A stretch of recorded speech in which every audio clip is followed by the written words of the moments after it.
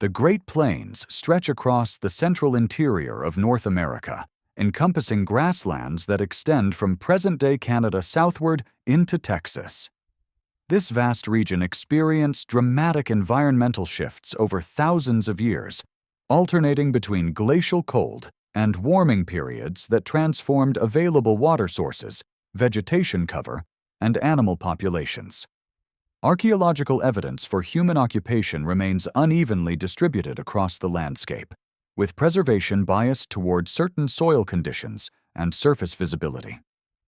The scale of the plains and the mobility of its inhabitants created challenges for documenting continuous occupation.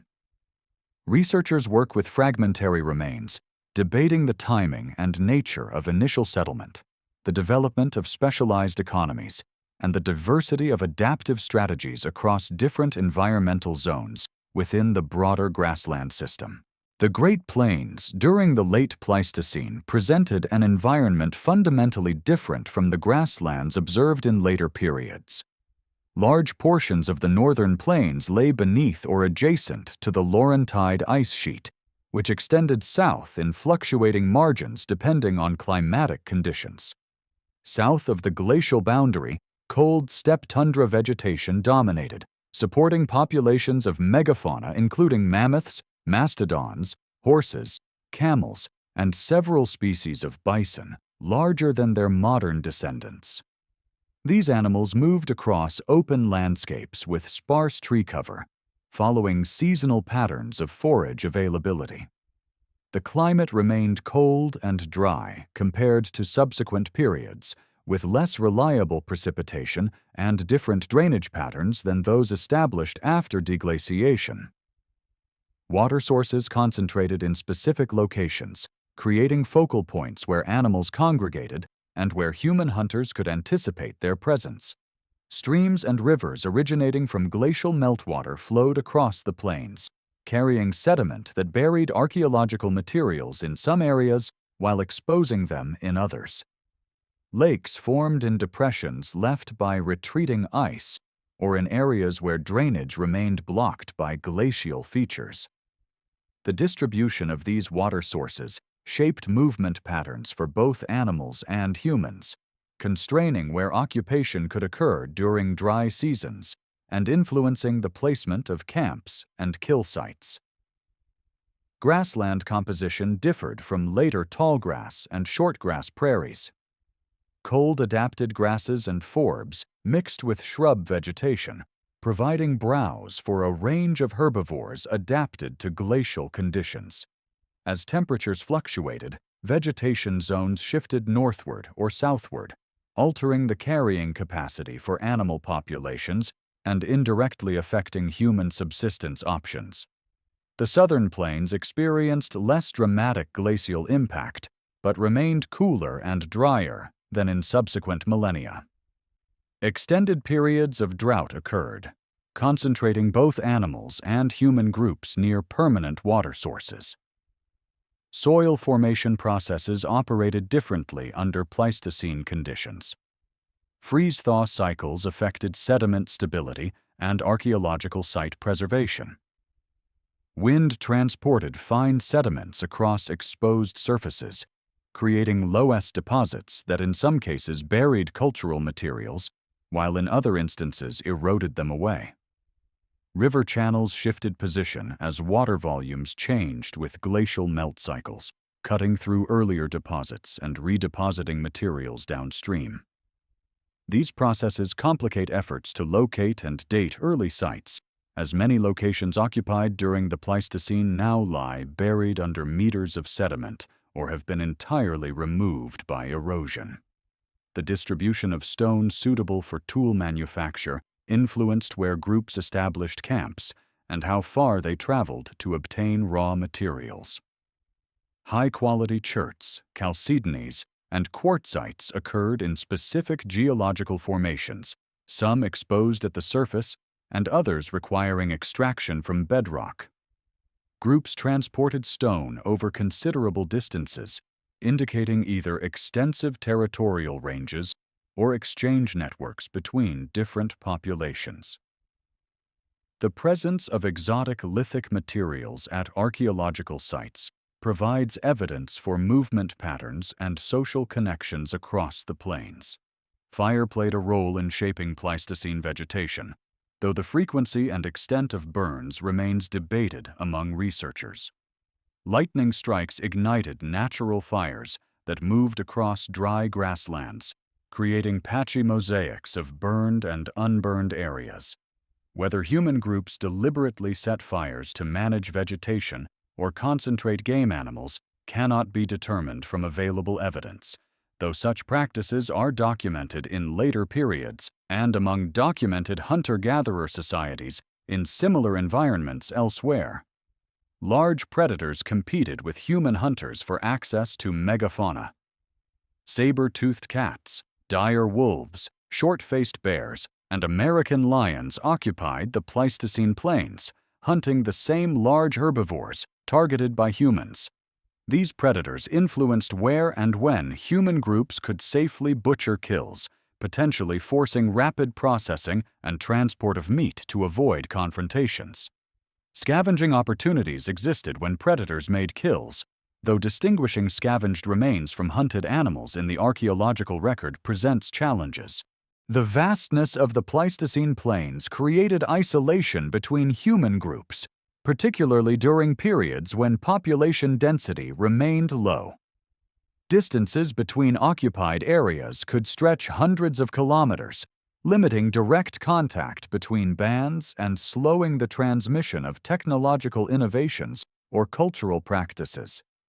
Environmental barriers such as river systems in flood, areas lacking water, or regions depleted of game animals further fragmented the landscape into distinct zones of occupation.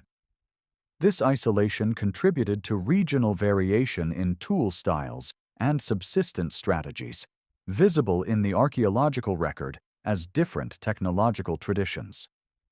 Seasonal rounds required movements between resource zones as animal migrations shifted and plant foods became available in different locations. Winter camps likely concentrated in areas offering shelter from wind and access to fuel wood, possibly in river valleys or near escarpments. Summer dispersal allowed exploitation of resources distributed more widely across the landscape. The timing and routes of these movements adapted to specific environmental conditions within different portions of the plains, creating diverse patterns of land use. Archaeological visibility of Pleistocene sites remains limited by multiple factors. Surface collection provides most evidence, as deeply buried sites require accidental exposure through erosion or construction activities to be discovered. Many locations occupied during this period now lie submerged under reservoirs, plowed under agricultural fields, or developed for modern infrastructure. The organic portions of material culture decomposed entirely, leaving only stone tools, bone fragments, and occasional hearth features. This preservation bias emphasizes hunting activities over plant processing or other tasks that left fewer durable traces. Archaeological evidence for human presence on the Great Plains during the terminal Pleistocene centers primarily on the Clovis culture, dated to approximately 13,000 to 12,800 years ago. Clovis sites appear across the plains in low numbers, identified by distinctive fluted projectile points manufactured through careful reduction of high-quality stone.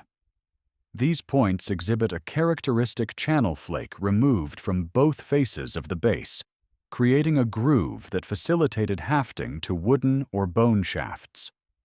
The distribution of Clovis materials suggests small, mobile populations moving across large territories, exploiting diverse resources while maintaining technological consistency in tool manufacture.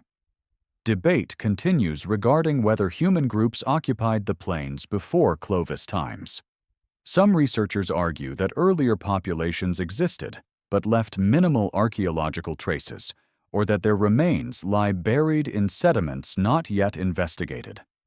Others maintain that current evidence does not support pre-Clovis occupation of the plains, noting that sites claimed as earlier than Clovis often lack secure dating or contain materials of ambiguous human origin.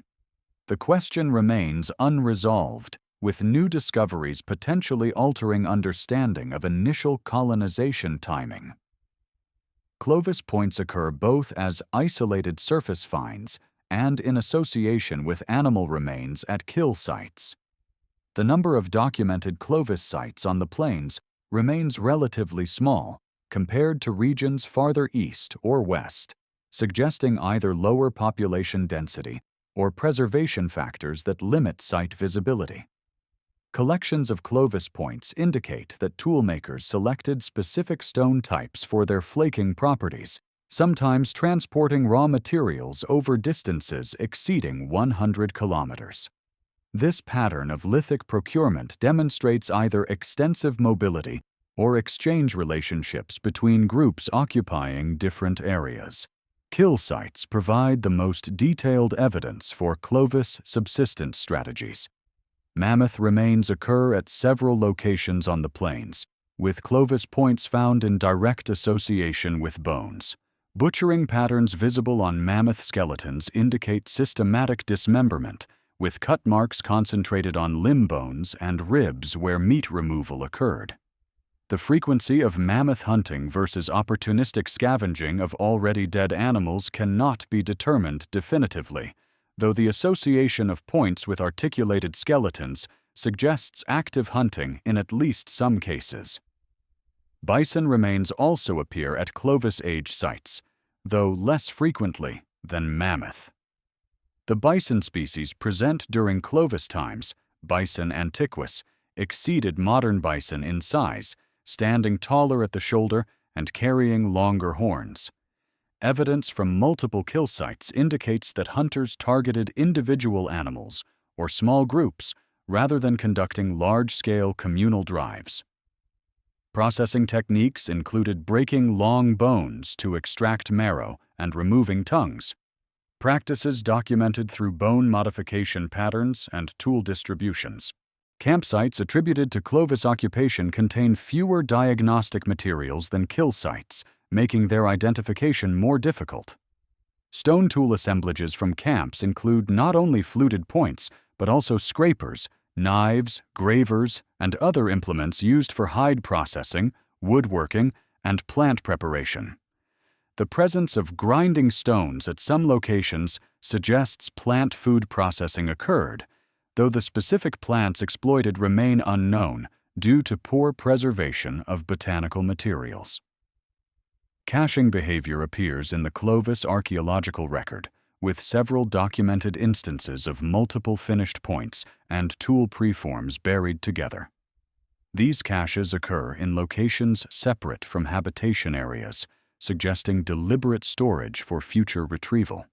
The practice indicates planning for resource needs across seasons and demonstrates knowledge of landscape features that allowed groups to relocate cached materials. Some researchers interpret caching as evidence for territorial marking or ritual behavior, though such interpretations extend beyond what material evidence directly demonstrates. Stone tool technology during Clovis times emphasized blade production alongside bifacial point manufacture. Toolmakers struck long, thin flakes from prepared cores, creating blanks that could be modified into various tool forms. This blade technology required skill in core preparation and platform maintenance, indicating specialized knowledge transmitted across generations.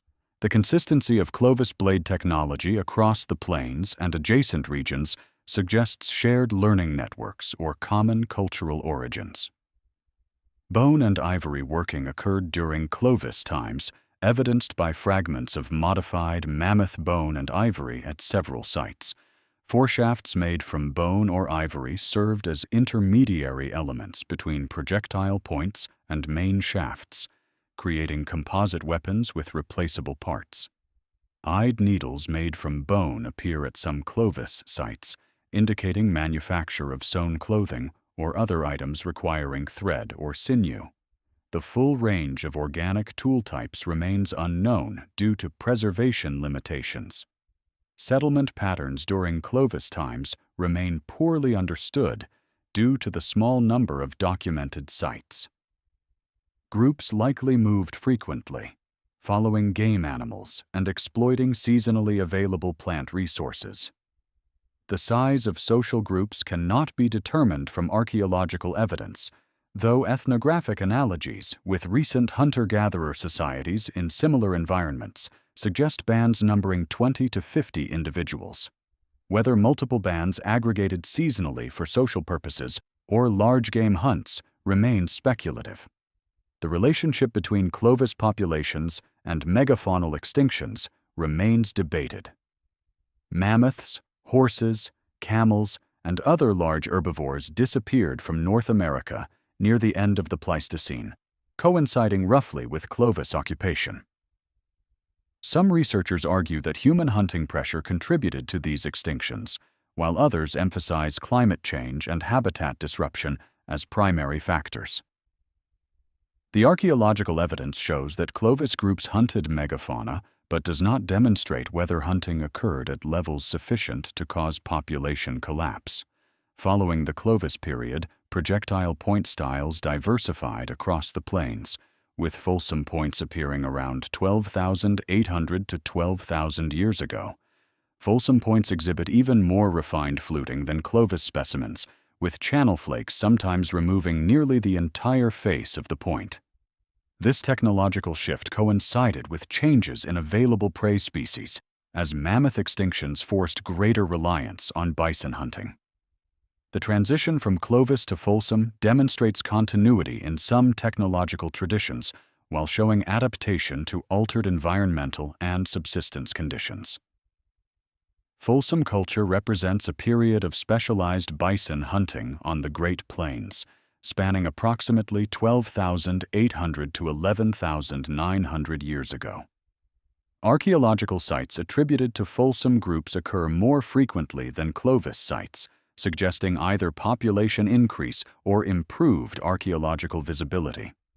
Folsom projectile points display exceptional craftsmanship, with flute scars extending nearly the full length of the point face and thinness that required considerable skill to achieve without breakage during manufacture. The effort invested in producing these points indicates their importance within the technological system and possibly their cultural significance beyond purely functional considerations. Bison kill sites dominate the Folsom archaeological record on the plains. Multiple locations preserve evidence of hunters driving small herds into arroyos or trapping them against natural features where escape became difficult. Bone beds containing remains of 10 to 100 bison occur at these sites, with Folsom points found among the skeletons and stone tools scattered across butchering areas. The bison species exploited during Folsom times remained Bison antiquus, the large horned form that persisted from earlier periods. Hunters selected specific landscape features for kill locations, returning to the same arroyos or jumps repeatedly over generations. Butchering practices visible at Folsom kill sites indicate systematic processing of carcasses to maximize meat recovery and hide removal. Cut marks on bones show where hunters severed joints, removed muscle masses, and extracted organs. Long bones were broken for marrow extraction, with impact points visible where stones struck the bone shafts. The distribution of skeletal elements at kill sites suggests that hunters transported selected portions to camps while leaving lower utility elements at the kill location. This selective transport indicates logistical planning regarding meat processing and storage. Campsites associated with Folsom occupation provide evidence for activities beyond hunting. Stone tool assemblages include not only projectile points, but also end scrapers, side scrapers, gravers, and cutting tools used for hide preparation and other tasks. Hide working required substantial labor, involving fleshing, scraping, and possibly smoking or tanning processes that left minimal archaeological traces. The presence of worn scrapers and grinding stones at camp locations indicates diverse economic activities occurred at residential sites. Lithic raw material procurement during Folsom times involved long-distance transport of high-quality stone. Toolmakers obtained cherts, chalcedonies, and other materials from sources sometimes located hundreds of kilometers from where finished tools were deposited. This pattern demonstrates either extensive mobility by individual groups or exchange networks connecting populations across different regions. The distances involved exceed what would be expected for purely local resource exploitation, suggesting either large territorial ranges or social connections enabling material transfer between groups. Stone tool caches appear more frequently in Folsom contexts than in earlier periods. These deposits contain finished points, preforms in various stages of manufacture, and occasionally cores prepared for blade removal. Cache locations occur away from habitation sites, often in topographic features that would serve as landmarks. Some caches contain over 100 individual items, representing substantial investments of labor and raw material. Researchers debate whether these deposits served practical storage functions, marked territorial boundaries, or fulfilled social or ritual purposes beyond immediate technological needs. Folsom blade technology continued traditions established during Clovis times, but with refinements in platform preparation and flake removal. Bladelet production occurred at some sites, with very small, thin flakes removed from miniature cores. These bladelets could serve as insets for composite tools or as cutting elements for specific tasks. The technological knowledge required for consistent blade production indicates training and skill transmission within groups, maintaining technological standards across generations. Regional variation in Folsom point styles suggests development of distinct traditions within different portions of the plains. Points from the southern plains exhibit subtle differences in flaking patterns and basal treatment compared to those from northern areas. Whether these variations reflect different social groups, temporal change, or functional adaptations to local conditions remains debated. The overall technological similarity across regions indicates continued communication or shared cultural background despite geographical separation. Environmental conditions during Folsom times remained cooler and drier than in subsequent periods, but showed warming trends compared to the earlier Pleistocene. Glacial ice continued retreating northward, opening new territories for colonization and altering drainage patterns across the plains. Vegetation changes accompanied warming, with grassland composition shifting toward forms more similar to later prairie communities. These environmental transitions affected bison behavior and distribution, requiring human groups to adjust hunting strategies and settlement locations. Bison populations during Folsom times apparently sustained repeated hunting pressure, as evidenced by the number of kill sites spanning several centuries. Herd sizes and distributions shifted with environmental conditions, concentrating in areas with adequate forage and water. Hunters developed detailed knowledge of bison behavior, learning seasonal movement patterns and selecting kill locations where topography facilitated successful hunts. This specialized knowledge represented crucial information transmitted within groups and possibly shared between neighboring populations. The absence of megafauna except bison in Folsom assemblages marks a significant shift from earlier subsistence patterns. Mammoths, horses, and camels no longer appear in the archaeological record by Folsom times, having disappeared in the preceding centuries. This faunal turnover forced greater reliance on bison as the primary large game animal, with supplementary hunting of smaller mammals such as pronghorn, deer, and rabbits. The loss of dietary diversity previously available through multiple megafaunal species potentially affected human nutrition and required adjustments in hunting scheduling and processing techniques. Plant food exploitation during Folsom times remains poorly documented due to preservation limitations. Grinding stones appear at some sites, indicating processing of seeds or other plant materials, but specific plant types cannot be identified from most locations. Ethnographic analogies suggest that plains hunter-gatherers utilized a variety of roots, tubers, seeds, and berries, with women's labor contributing substantially to overall food acquisition. The archaeological emphasis on hunting activities reflects preservation bias rather than actual subsistence balance. Social organization during Folsom times likely resembled patterns documented for mobile hunter-gatherers in similar environments. Small bands moved across territories following seasonal resources, with group size fluctuating as families joined or separated based on resource availability and social factors.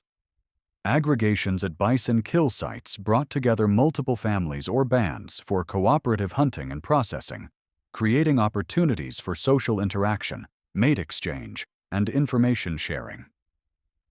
These periodic gatherings maintained social networks across the dispersed population. Folsom occupation appears concentrated in the central and southern plains, with fewer sites documented in northern areas. This distribution may reflect actual population patterns, with groups preferring regions offering milder winter conditions and more reliable resources. Alternatively, site preservation and survey intensity may bias the known distribution toward areas with better archaeological visibility. The question of northern plains occupation during Folsom times remains open, with ongoing research potentially revealing additional sites. Following Folsom culture, technological traditions diversified further during the late Paleo-Indian period, approximately 11,900 to 8,000 years ago. Multiple projectile point styles appeared across different regions of the plains, with names assigned based on type sites or distinctive attributes. These styles include Midland, Agate Basin, Hell Gap, Alberta, Cody Complex, and others, each showing variations in manufacturing technique and hafting arrangements.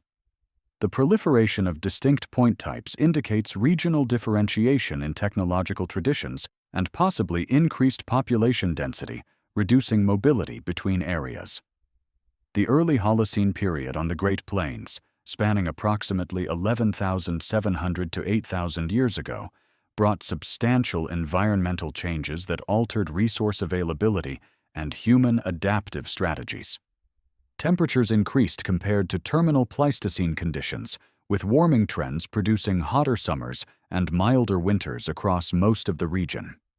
Precipitation patterns shifted, though the timing and magnitude of these changes varied between northern and southern portions of the plains. Some areas experienced increased moisture that expanded grassland productivity and supported larger animal populations, while other regions became drier, concentrating resources near permanent water sources. Glacial retreat continued during this period, with the Laurentide ice sheet withdrawing northward and eventually separating into remnant masses. Meltwater volumes decreased as ice margins receded, altering river flow patterns and lake levels across the northern plains. Drainage systems established during deglaciation stabilized into configurations resembling modern patterns, though specific channels continued shifting position in response to flood events and sediment deposition. Lakes formed in glacially scoured basins filled with water, creating new habitats that attracted waterfowl and other animals exploitable by human populations. Vegetation communities responded to warming temperatures and altered precipitation. Grassland species composition changed as cold-adapted plants retreated northward and species preferring warmer conditions expanded their ranges. Tree cover increased in river valleys and areas with adequate moisture, establishing gallery forests along major streams. These wooded corridors provided fuel, construction materials, and habitat for deer and other game animals that preferred edge environments between grassland and forest. The expansion of diverse plant communities increased the variety of seeds, roots, and fruits available for human consumption. Bison populations adapted to changing environmental conditions, with the large-horned bison antiquus gradually being replaced by smaller forms ancestral to modern bison. This size reduction occurred over several millennia, reflecting either evolutionary response to environmental change or the appearance of different bison populations migrating into the plains. The behavioral patterns of these bison influenced hunting strategies, as smaller animals formed different herd structures and responded differently to landscape features than their larger predecessors. Hunters adjusted techniques accordingly, though the overall reliance on bison as a staple resource continued. Other animal populations shifted in response to environmental change. Pronghorn antelope increased in numbers across grassland areas, providing an alternative hunting target for human groups. Deer populations expanded in riparian zones and areas with mixed grass and woodland. Small mammals, including rabbits, ground squirrels, and prairie dogs, offered readily available protein sources, requiring less labor than large game hunting. Waterfowl utilized newly formed lakes and wetlands, becoming seasonally important resources in certain areas. This faunal diversification allowed human groups to broaden subsistence strategies beyond exclusive focus on bison. Projectile point styles during the early Holocene proliferated into numerous regional variants, each named for specific type sites where they were first identified or studied in detail. Agate basin points, characterized by lanceolate shapes and careful parallel flaking, appear at multiple sites in the northwestern plains. Hell gap points exhibit distinctive shoulders and careful basal grinding. Alberta points feature parallel sides and transverse flaking near the base. Cody complex materials include Eden and Scottsbluff points, along with distinctive asymmetrical knives. This proliferation of styles suggests regional populations developed distinct technological traditions while maintaining basic similarities in lithic reduction strategies. Kill sites from this period show continued use of natural traps and landscape features to facilitate bison hunting. Arroyo traps remained important, with hunters driving animals into narrow draws where escape became difficult. Parabolic sand dunes in some areas created natural enclosures where bison could be concentrated. The repetitive use of specific kill locations over centuries created bone beds, representing multiple hunting episodes, separated by years or decades. These accumulations provide evidence for landscape knowledge transmitted across generations, with information about productive kill locations passed from elders to younger hunters. Butchering practices evolved during the early Holocene, with evidence for more intensive processing of carcasses compared to earlier periods. Bone grease extraction became more common, involving breaking bones into small fragments and boiling them to release fat content. This process required substantial labor and fuel, but yielded nutritious grease that could be stored for winter use. The effort invested in grease production suggests either increased storage needs or population pressure, requiring more complete exploitation of available animal resources.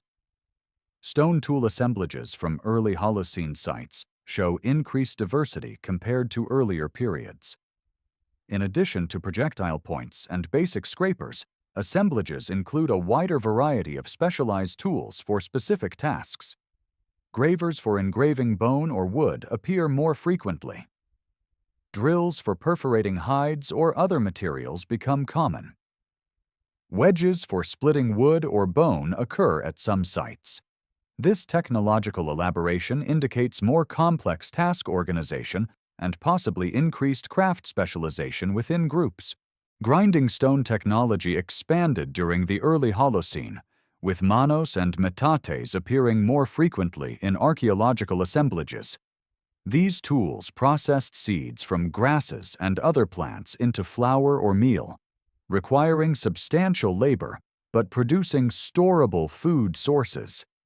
The increased emphasis on seed processing suggests that plant foods contributed more significantly to diet than in earlier periods, possibly reflecting either resource diversification or seasonal food shortages that required exploitation of lower-ranked resources.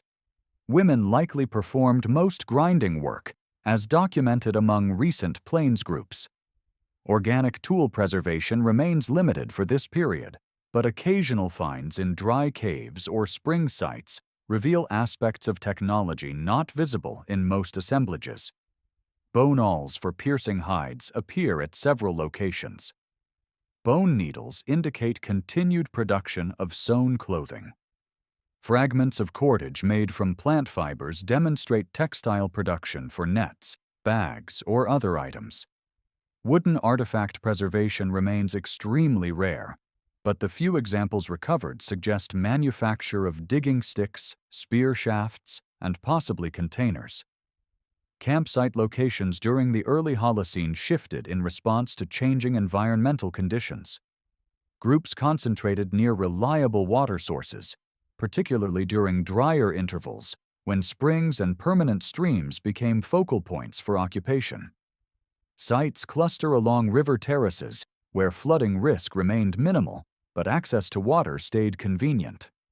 Rock shelters in areas with appropriate geological formations provided protection from weather and required less construction effort than open camps. The distribution of sites across the landscape reflects strategic placement to optimize access to hunting territories, water, and plant resources. Seasonal mobility patterns continued characterizing early Holocene settlement systems.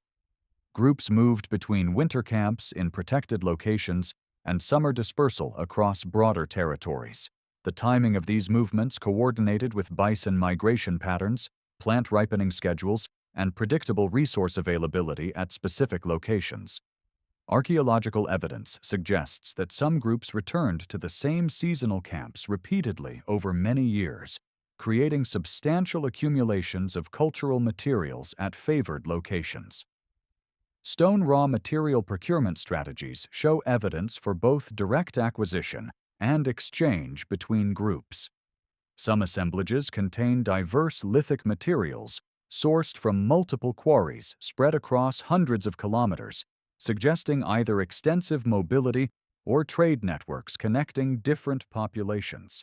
Other assemblages show almost exclusive use of local materials available within daily walking distance, indicating more restricted movement patterns or limited participation in exchange systems. This variation may reflect differences in group size, territorial ranges, or social relationships between neighboring populations. Climate variability during the early Holocene created challenges for human groups adapted to specific resource configurations. Extended droughts occurred in some areas, lasting years or decades, and forcing populations to relocate or intensify exploitation of remaining resources. Wetter intervals allowed expansion into previously marginal areas and supported larger populations. Groups successful in adapting to these fluctuations adjusted settlement patterns, subsistence strategies, and possibly social organization to buffer against resource unpredictability. Those unable to adapt faced local extinction or absorption into neighboring populations. Evidence for long-distance connections during the early Holocene appears in the distribution of exotic materials at archaeological sites. Marine shells from distant coasts occur occasionally in plains assemblages, indicating either direct travel to coastal areas or exchange relationships spanning the continent. Obsidian from Rocky Mountain sources appears at sites hundreds of kilometers eastward onto the plains. Knife River flint from North Dakota quarries distributed widely across the northern plains. These materials demonstrate social networks extending beyond immediate group territories, facilitating information exchange along with material goods. The Middle Holocene period on the Great Plains, approximately 8,000 to 4,500 years ago, experienced pronounced climatic fluctuations that significantly affected human occupation patterns. The altithermal or hypsithermal interval, characterized by sustained warming and increased aridity, reached its peak during portions of this period. Temperatures exceeded modern averages, and precipitation declined across much of the plains, particularly in southern and western areas. These conditions stressed grassland productivity, reduced surface water availability, and altered animal distributions. Archaeological site density decreases markedly in some regions during peak altithermal phases, suggesting either population decline or abandonment of areas that became uninhabitable. Water sources contracted to permanent springs, major river systems, and a few persistent lakes during the driest intervals. Archaeological sites cluster near these remaining water sources, indicating that human groups concentrated in areas where resources remained adequate for survival. Sand dune fields activated across portions of the Central Plains as vegetation cover diminished and wind erosion increased. These mobile dunes buried some archaeological sites while exposing others, creating complex patterns of site preservation and visibility. River valleys offered more stable conditions than upland areas, with gallery forests providing shade, fuel, and game habitat despite surrounding grassland desiccation. Bison populations apparently declined or shifted their distributions during the most arid phases of the Middle Holocene. Some researchers argue that bison temporarily abandoned portions of the plains entirely, migrating to more favorable habitats in mountain foothills or river valleys. Others suggest that bison populations persisted, but at lower densities, with smaller herd sizes and altered seasonal movement patterns. The archaeological evidence shows reduced numbers of bison remains at sites dating to peak altithermal phases, supporting interpretations of either population decline or human groups shifting focus to alternative prey species. Hunting strategies diversified during the Middle Holocene in response to changing prey availability. Projectile point styles continued proliferating, with side-notched and corner-notched forms becoming increasingly common, alongside earlier stemmed and lanceolate varieties. These notching patterns facilitated different hafting arrangements, possibly reflecting adaptations to hunting smaller or more dispersed game animals. Point sizes generally decreased compared to earlier Paleo-Indian examples, suggesting use against deer, pronghorn, or smaller bison rather than the large forms hunted in preceding millennia. Plant food processing intensified during the Middle Holocene, evidenced by increased numbers of grinding stones at archaeological sites. Manos and metats become ubiquitous components of tool assemblages, indicating that seed processing occurred regularly rather than occasionally. The labor invested in grinding equipment and the wear patterns visible on these tools demonstrate repeated, intensive use. This emphasis on plant foods likely compensated for reduced availability or reliability of large game animals, requiring greater dietary breadth to maintain adequate nutrition. Specific plant species exploited during this period remain difficult to identify due to poor botanical preservation at most sites. However, sites with exceptional preservation in dry caves or rock shelters reveal processing of grass seeds, chenopodium, amaranth, and various other annuals.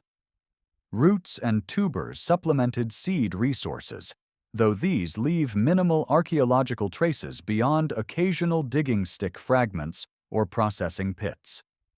The seasonal availability of different plant foods structured yearly rounds, with groups timing movements to coincide with ripening schedules at various locations. Storage technology apparently developed during the Middle Holocene, allowing accumulation of surplus plant foods for winter consumption. Storage pits dug into terrace sediments or rock shelter floors provided protection from moisture and pests.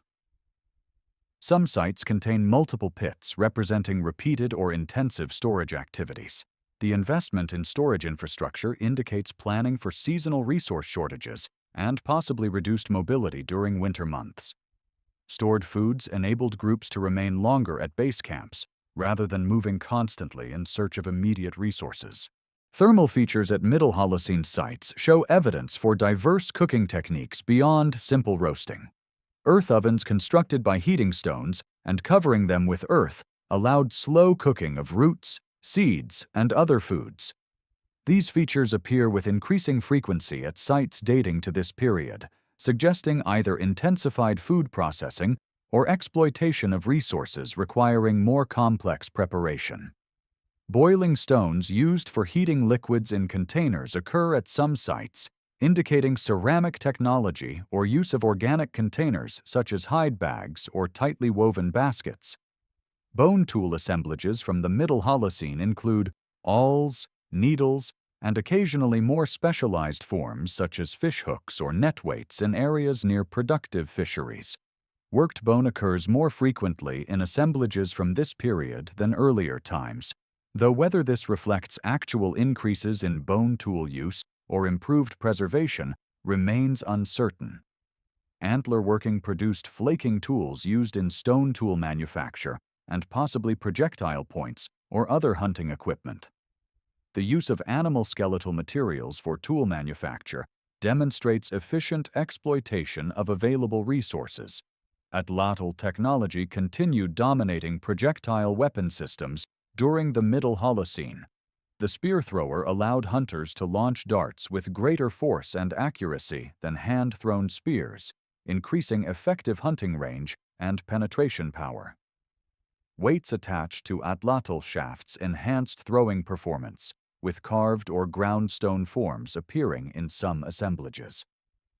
The consistency of projectile point forms suitable for dart-tipped weapons indicates that atlatl use remained standard across the plains throughout this period, with no evidence for bow and arrow adoption until later times.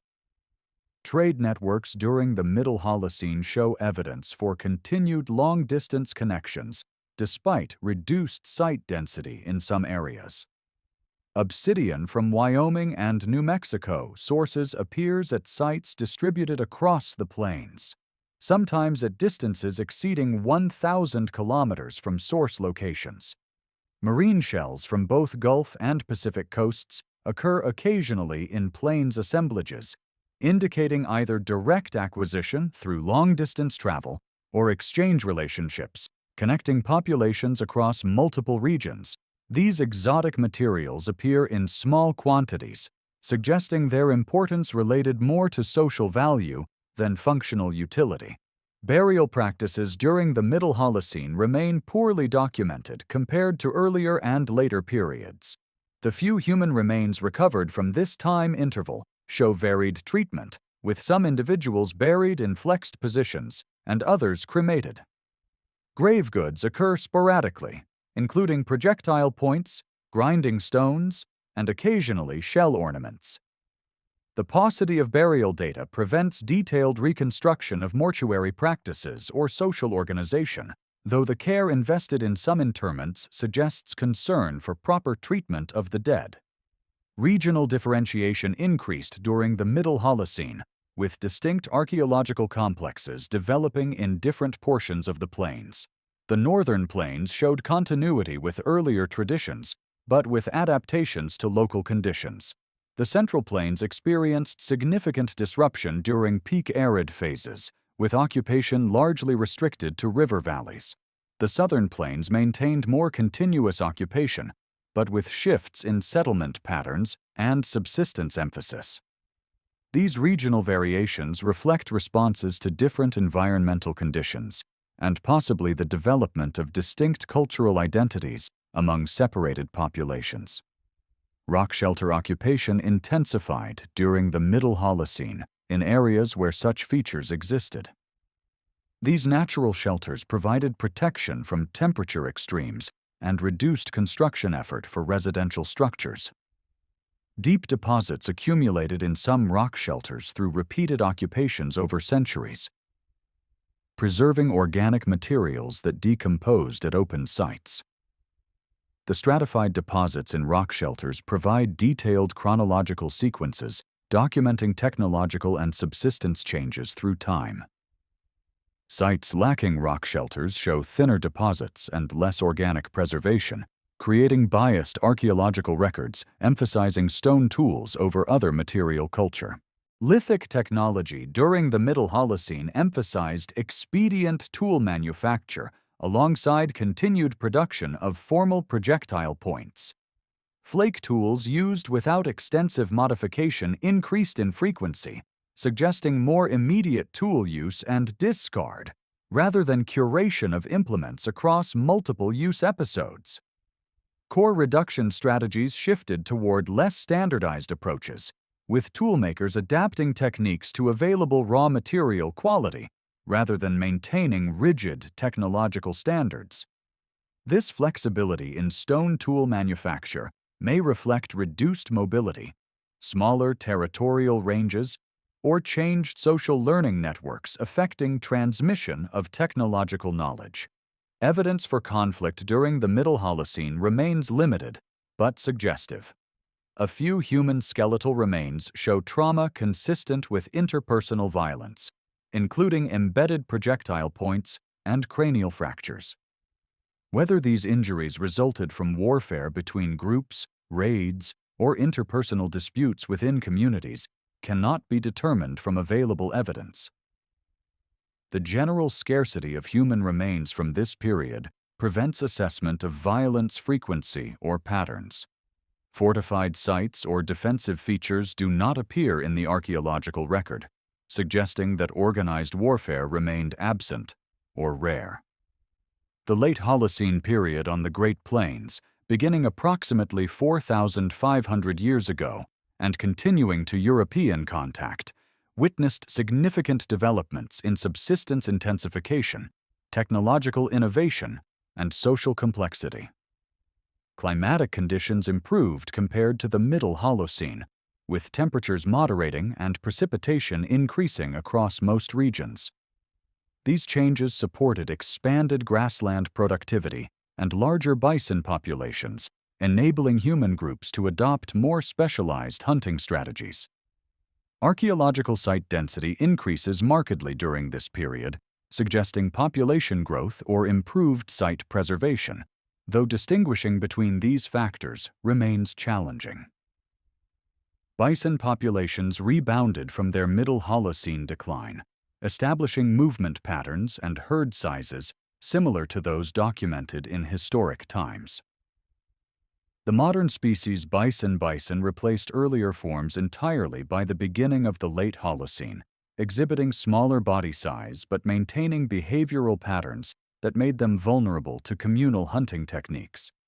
Herds migrated seasonally between northern and southern ranges, concentrating in specific areas during breeding seasons and dispersing more widely at other times. Human groups developed detailed knowledge of these patterns, positioning themselves to intercept migrating herds at predictable times and locations. Communal bison hunting intensified dramatically during the late Holocene, with kill sites containing remains of hundreds or occasionally thousands of animals. Jump sites where hunters drove bison over cliffs created massive bone deposits representing single hunting episodes. Arroyo traps continued in use, with some locations showing evidence for construction of brush fences or rock alignments to guide animals toward kill areas. Pound structures, consisting of wooden corrals built at the base of natural features, appeared in some regions, providing containment for driven herds. These facilities required substantial labor to construct and maintain, indicating cooperative efforts by multiple family groups. The organization required for large-scale communal hunts suggests coordination mechanisms beyond simple family band structures. Successful drives demanded scouts to locate herds, hunters to direct animal movements, and processors to butcher hundreds of carcasses before meat spoiled. Some researchers argue that temporary leadership emerged during hunting episodes, with individuals possessing specialized knowledge directing operations. Whether such leadership roles extended beyond specific hunting events or contributed to more permanent social hierarchy remains debated. The archaeological evidence demonstrates organizational capacity, but cannot resolve questions of political structure. Meat processing and storage became increasingly sophisticated during the late Holocene. Hunters selected skeletal elements with high meat yields for transport to processing camps, leaving low-utility portions at kill sites. Meat drying techniques allowed preservation of large quantities for winter consumption. Pemmican production, involving dried meat pounded with fat and berries, created compact, nutritious food stores. Bone grease extraction continued from earlier periods, but intensified in scale, with some sites containing thousands of bone fragments processed for fat content. Hide processing for robes, lodge covers, and containers required substantial female labor and specialized scraping tools. Stone tool assemblages from late Holocene sites show continued diversity in projectile point styles, with regional traditions becoming increasingly distinct. Side-notched points dominated assemblages in many areas, while corner-notched forms remained common in others. Point sizes varied, with some researchers interpreting smaller forms as evidence for bow and arrow adoption, beginning around 2,000 years ago in portions of the plains.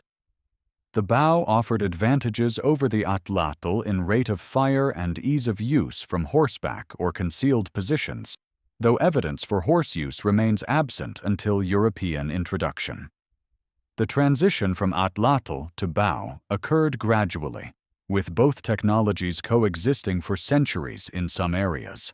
Ceramic technology appeared on the plains during the late Holocene, though timing and adoption patterns varied regionally. The earliest ceramics, appearing approximately 2,500 years ago in some areas, consisted of simple vessels with conical or rounded bottoms suitable for cooking over fires. Pottery manufacture employed coiling techniques, with clay tempered using grit, sand, or crushed rock to prevent cracking during firing. Surface treatments included cord marking, fabric impressions, or simple smoothing. Decoration remained minimal on early vessels, with later forms showing incised designs or applied decorative elements. Pottery distribution remained uneven across the plains, with some areas adopting ceramics enthusiastically, while others continued using hide or organic containers. Horticulture developed along the eastern margins of the plains during the late Holocene, with groups cultivating corn, beans, and squash in river valley settings. The earliest evidence for plains horticulture dates to approximately 2,000 years ago in the Central Plains, with cultivation spreading northward along major river systems over subsequent centuries. Gardens occupied floodplain locations where moisture remained adequate and spring flooding deposited nutrient-rich sediment.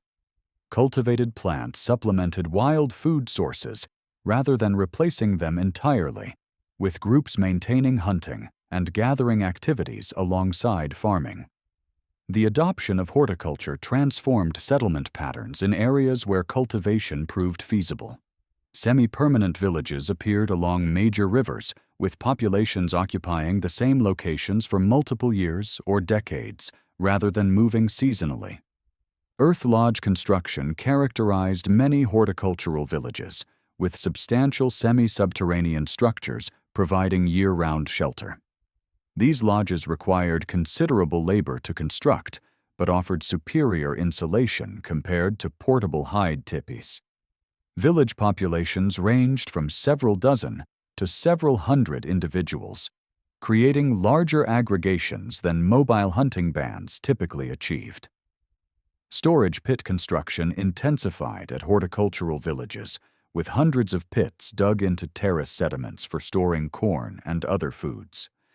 These bell-shaped pits, excavated through surface soils into sterile clay or sand, maintained stable temperatures and humidity levels suitable for long-term food preservation. The capacity to store substantial surpluses enabled villages to support larger populations and survive crop failures or poor hunting years. Surplus storage also created potential for wealth accumulation and social differentiation, though evidence for marked inequality remains limited in most plains contexts. Tool assemblages from horticultural villages included agricultural implements alongside hunting and processing equipment.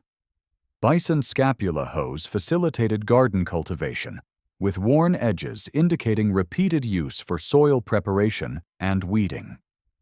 Grinding stones increased in size and frequency compared to earlier periods, reflecting intensified corn processing. Bone tools diversified, including specialized forms for specific tasks related to both agriculture and hunting. Stone tool production continued emphasizing projectile points and scrapers but with reduced emphasis on formal tool manufacture compared to earlier periods, possibly reflecting time allocated to agricultural labor. Trade networks expanded during the late Holocene, connecting plains groups with societies in surrounding regions. Pacific coast shells, Great Lakes copper, and southwestern turquoise appear in plains assemblages, indicating exchange relationships spanning continental distances. Knife River flint from North Dakota quarries distributed widely across the plains, serving as a high-quality material for tool manufacture and a medium of exchange. Obsidian from multiple Western sources continued circulating, with chemical analysis demonstrating procurement from specific geological sources. The volume of exotic materials increased compared to earlier periods, suggesting either intensified trade activity or greater social emphasis on acquiring non-local goods. Burial practices during the late Holocene show increased elaboration compared to earlier periods. Mound construction appeared in some areas, with earthen features covering single or multiple interments. Grave goods increased in frequency and diversity, including projectile points, shell ornaments, copper items, and occasionally ceramic vessels. Some burials received substantially richer assemblages than others, suggesting emerging social differentiation, or at minimum recognition of individual achievement or status. The labor invested in mound construction and grave good production demonstrates concern for mortuary ritual and possibly ancestor veneration. Warfare evidence increases during the late Holocene, with fortification construction appearing at some village sites, ditch and palisade systems encircled settlements, requiring substantial labor investment and indicating perceived threat levels justifying defensive works. Human skeletal remains show increased frequency of trauma consistent with interpersonal violence, including scalping marks, projectile point wounds, and crushing injuries. Mass burial features at some sites suggest casualties from raids or battles. Whether warfare intensified actually during this period or earlier conflicts simply remain invisible archaeologically due to poor skeletal preservation cannot be definitively determined. Rock art production intensified on the plains during the late Holocene, with petroglyphs and pictographs appearing at numerous locations. Images depicted bison, humans, geometric designs, and occasionally identifiable species like bears or birds. Some researchers interpret certain motifs as representing vision quest experiences or shamanic journeys, though such interpretations extend beyond what images themselves demonstrate. Dating rock art remains problematic, with many panels potentially representing accumulated additions over centuries rather than single creation episodes. The distribution of rock art sites suggests their importance in ritual or territorial contexts. Regional diversification accelerated during the late Holocene, producing distinct archaeological complexes across different portions of the Great Plains.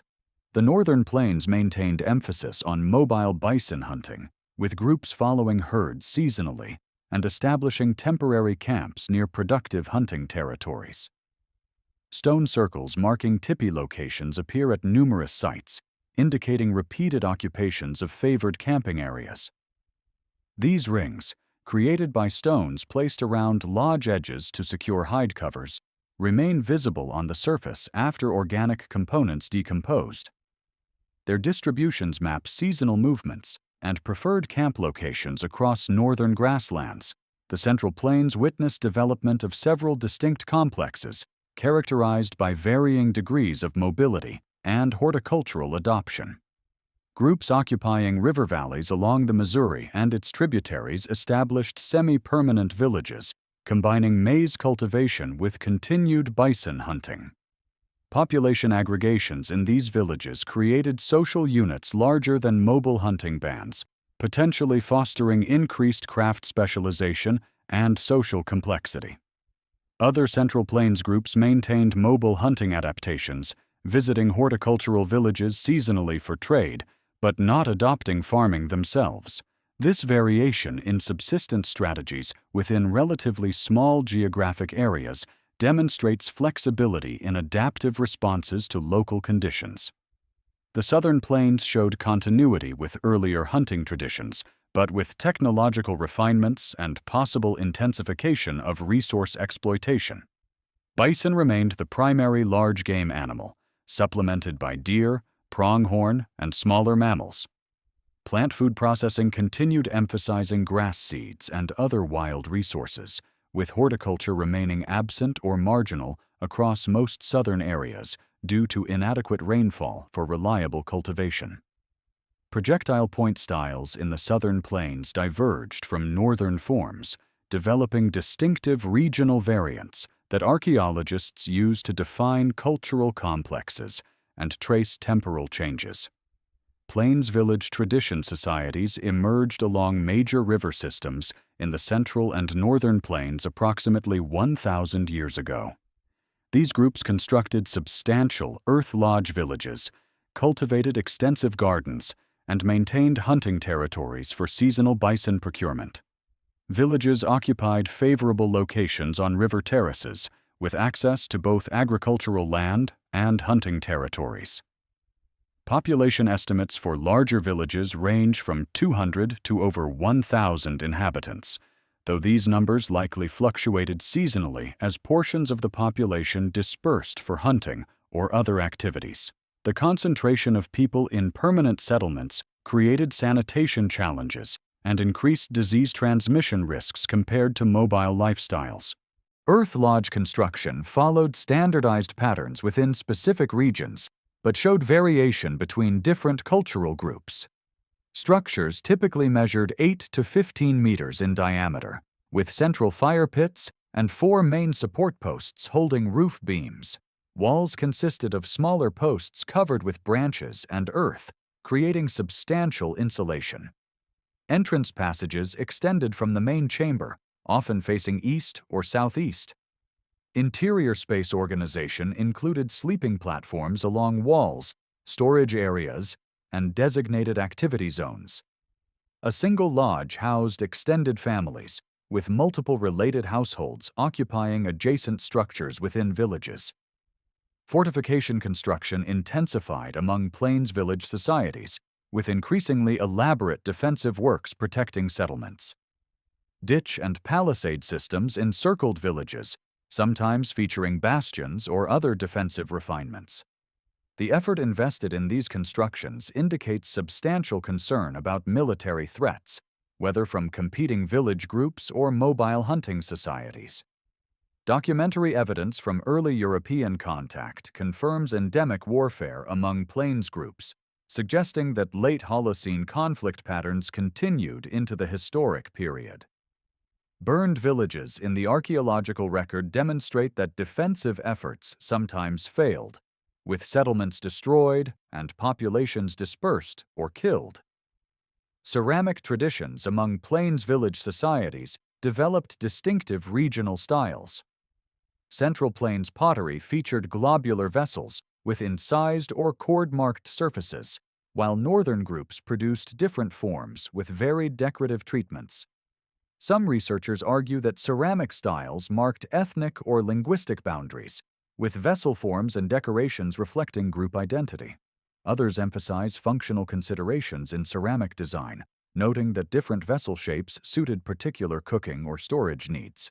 The archaeological evidence supports both interpretations, with ceramic variation reflecting multiple factors, including cultural identity, functional requirements, and individual potters' choices. Exchange systems among plains village societies involved both utilitarian goods and prestige items.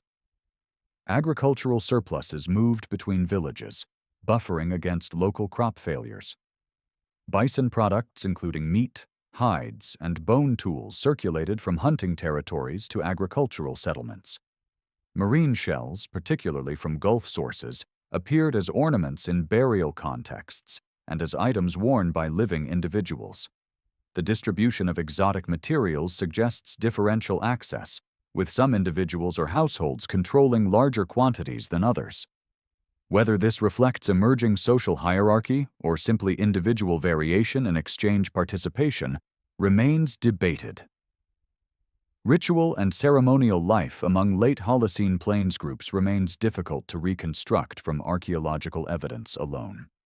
Medicine bundles documented ethnographically among historic plains, peoples likely had prehistoric antecedents, though the organic materials composing them rarely preserve. Unusual artifact concentrations at some sites suggest caching for ritual purposes rather than utilitarian storage. Isolated burials containing exceptional quantities of grave goods may represent shamans or religious specialists. Dance grounds or ceremonial spaces remain archaeologically invisible unless marked by permanent features such as post alignments or specialized architecture. Stone tool technology during the terminal late Holocene maintained earlier patterns while showing refinements in specific tool categories. Projectile points suitable for bow and arrow use became standard across most regions, with side-notched and triangular forms dominating assemblages. Scrapers continued appearing in large numbers, reflecting ongoing importance of hide processing. Drills, perforators, and specialized cutting tools appeared in proportions suggesting task-specific manufacture rather than generalized multi-purpose forms. Lithic raw material procurement strategies varied by region, with some areas emphasizing local sources, while others obtained materials through exchange networks spanning hundreds of kilometers. Bone tool assemblages from late Holocene contexts show continued diversity and specialization. Bison scapula hoes represented a major tool category in horticultural contexts, with worn implements discarded and replaced regularly. Awls manufactured from deer and antelope limb bones served hide-working functions, appearing in virtually all assemblages. Bone ornaments, including beads, pendants, and hair pipes, increased in frequency compared to earlier periods. Some sites yielded bone gaming pieces, suggesting leisure activities occupied portions of community time. Musical instruments, including bone whistles and rasps, appear occasionally, indicating artistic expression and ceremonial activities. Climate fluctuations during the terminal late Holocene affected plains populations through impacts on both agricultural production and bison availability. Extended droughts reduced crop yields and stressed wild plant resources, forcing villages to rely more heavily on stored surpluses or hunting. Favorable moisture regimes allowed village expansion and population growth. Some researchers identify correlations between village abandonments and drought episodes documented in paleoclimatic records. The relationship between climate and settlement remains complex, with social factors including warfare and epidemic disease also influencing abandonment decisions. Population estimates for the Great Plains during the terminal late Holocene vary widely, depending on methods and assumptions employed. Some researchers suggest populations reaching several 100,000 individuals, while others propose more conservative estimates in the tens of thousands. Regional population densities varied substantially, with river valley horticultural zones supporting larger populations than grassland hunting territories. Mobile hunting groups maintained lower population densities due to resource limitations and logistical constraints on transporting young children and possessions. The total plains population likely fluctuated through time in response to climate, resource availability, disease, and warfare. Architectural variation during the late Holocene reflects both environmental constraints and cultural preferences. Earth lodges dominated horticultural village contexts in areas with suitable construction materials. Hide teepees remained standard among mobile hunting groups, providing portable shelter easily transported between seasonal camps. Some groups constructed hybrid forms combining earth and hide components. Storage facilities varied from subterranean pits to above-ground platforms protecting materials from moisture and pests. The diversity of architectural solutions demonstrates creative adaptation to different environmental and social contexts. Trade relationships between plains groups and societies in surrounding regions intensified during the terminal late Holocene. Plains village groups exchanged agricultural surpluses and bison products with southwestern pueblos, receiving cotton textiles, turquoise, and ceramics. Northwestern connections provided marine shells and copper from Great Lakes sources. Eastern woodland groups traded copper, marine shells, and finished goods for plains bison products and leather.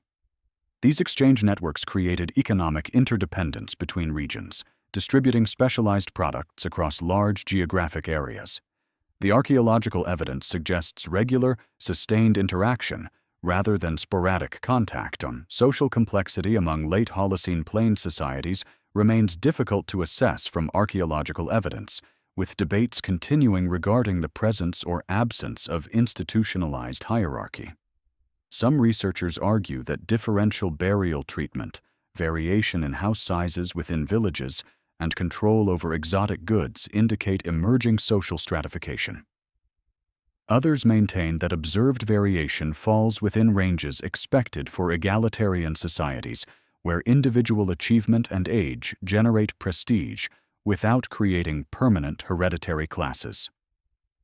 The evidence permits multiple interpretations, with different analysts emphasizing various aspects of the archaeological record to support contrasting conclusions. Leadership structures documented ethnographically among historic plains groups included both achieved and ascribed positions, with individuals gaining authority through demonstrated skill in warfare, hunting, or ceremonial knowledge.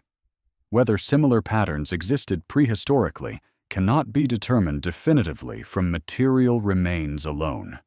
Exceptional burials containing abundant grave goods might represent successful warriors, skilled hunters, or ritual specialists whose status derived from personal accomplishment rather than inherited position.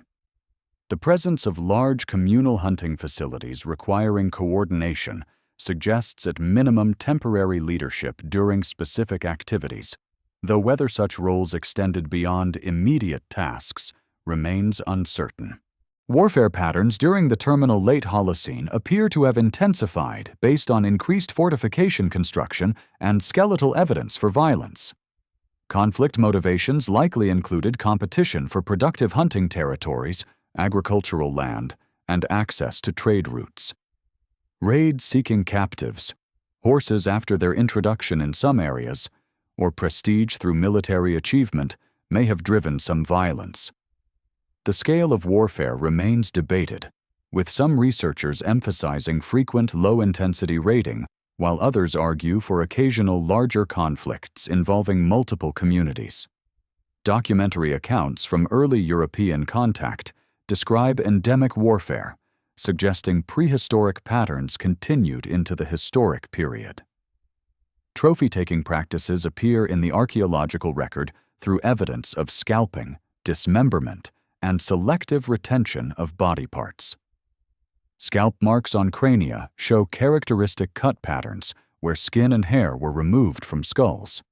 Some skeletons lack specific elements such as crania or long bones, possibly indicating their removal as trophies or for ritual purposes. Whether trophy-taking served primarily symbolic functions related to spiritual beliefs about enemies or represented practical demonstrations of military success cannot be determined from physical evidence alone. Ethnographic accounts document both motivations among historic plains groups. Skeletal populations from late Holocene contexts provide evidence for health conditions and demographic patterns. Dental pathologies including caries and abscesses increased in horticultural populations compared to hunting groups, likely reflecting dietary changes associated with maize consumption.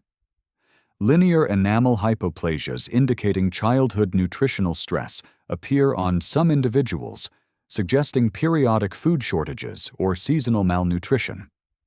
Trauma frequencies vary between populations, with some showing high rates of healed fractures and weapon injuries, while others display minimal violence indicators.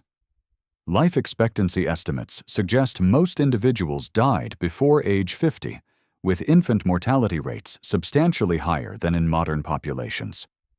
Ritual and symbolic behavior during the late Holocene manifests archaeologically through burial practices, exotic item distributions, and occasional specialized features.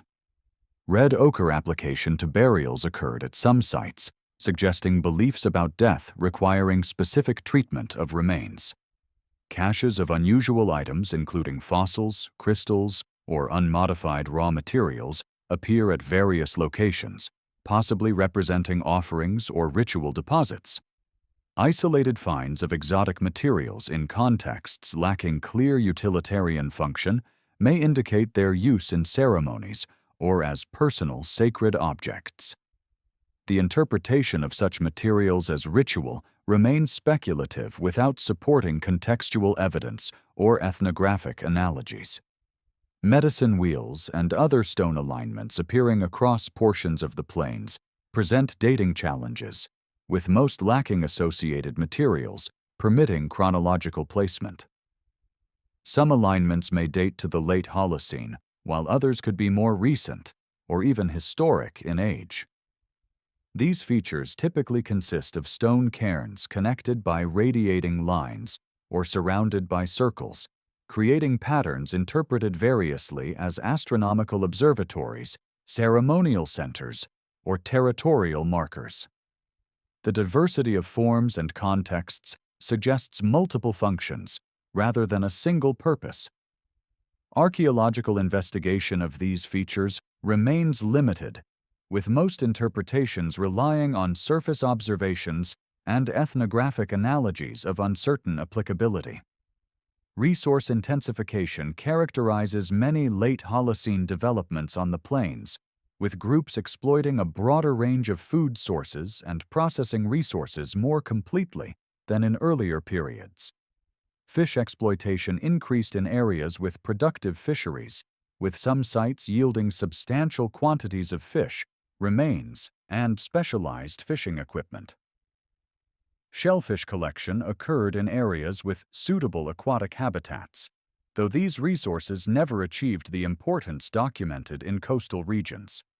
Small mammals, including rabbits and prairie dogs, appear more frequently in faunal assemblages, indicating their systematic exploitation despite low individual yields. This dietary broadening suggests either population pressure, requiring exploitation of lower-ranked resources, or opportunistic use of available foods, regardless of procurement costs. Seasonal scheduling of subsistence activities created annual cycles, structuring social organization and settlement patterns.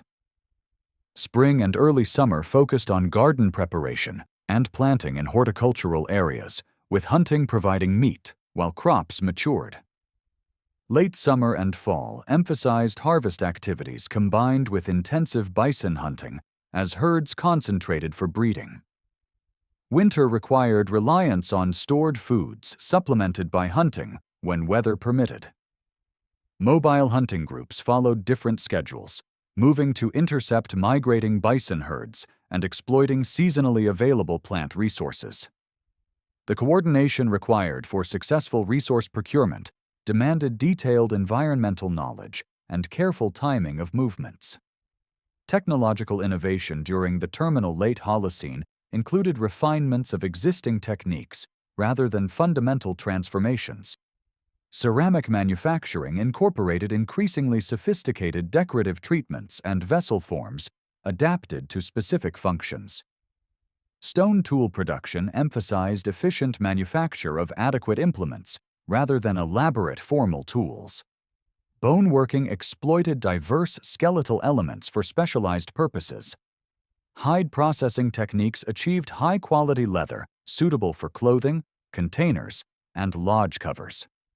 These incremental improvements in established technologies enhanced subsistence efficiency and material culture quality without representing revolutionary changes in productive capabilities. Environmental knowledge among late Holocene plains groups encompassed detailed understanding of animal behavior, plant distributions, seasonal patterns, and landscape features. Successful bison hunting required knowing migration routes, breeding season timing, and factors influencing herd movements. Plant resource exploitation demanded recognition of species, optimal collection timing, and processing requirements. Navigation across featureless grasslands relied on landmark recognition and celestial orientation. This accumulated knowledge transmitted across generations through observation, instruction, and experience, creating cultural repositories of environmental information essential for survival. Demographic patterns during the late Holocene likely included periodic population fluctuations in response to environmental conditions, resource availability, and social factors. Favorable climate intervals supported population growth through increased food production and reduced mortality. Drought episodes or crop failures generated food stress, potentially causing population decline through mortality or outmigration.